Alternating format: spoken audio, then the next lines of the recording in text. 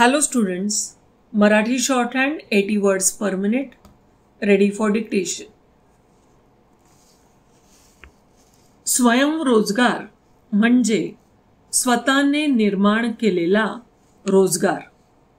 अशी व्यक्ती स्वतः धंद्याचा मालक असते व धंदा चालवत असते.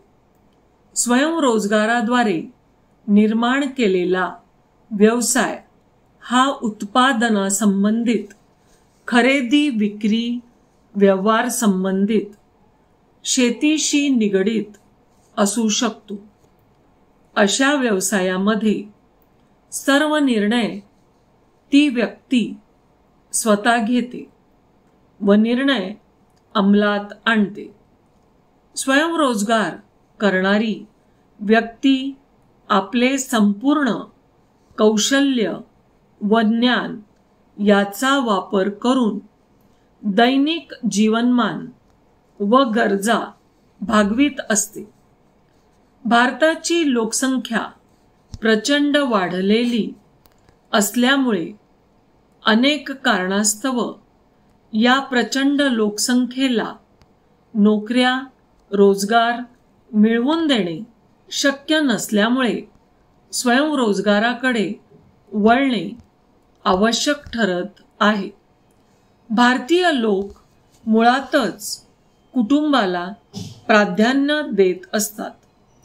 त्यामुळे घर सोडून किंवा गावापासून लांब राहून नोकरी करण्याची सगळ्यांचीच मानसिकता नसते.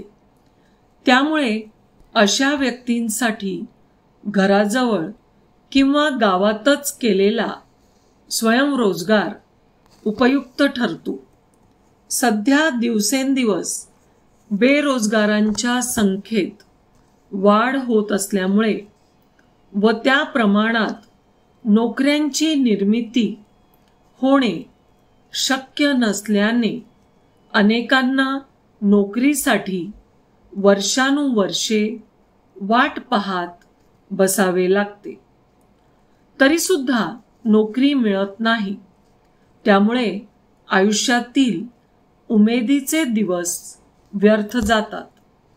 अशा वेळी नोकरी शोधण्यात वेळ न घालवता स्वतःचा एखादा व्यवसाय किंवा उद्योग सुरू केल्यास फायदेशीर ठरतो. स्वयंरोजगार करणारे उद्योजक, व्यावसायिक यांची संख्या वाढल्यास त्यांचा स्वतःचा रोजगाराचा प्रश्न तर सुटतोच, शिवाय इतर अनेकांना ते रोजगार उपलब्ध करून देतात. त्यामुळे देशातील बेरोजगारांची संख्या काही प्रमाणात कमी होण्यास मदत मिळते.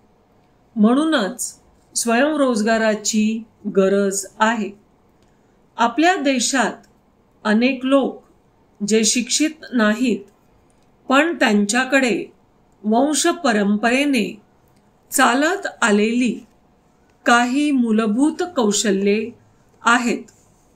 त्यांना नोकरी मिळेलच किंवा त्यांच्या कौशल्याचा उपयोग नोकरीत होईलच असे नाही.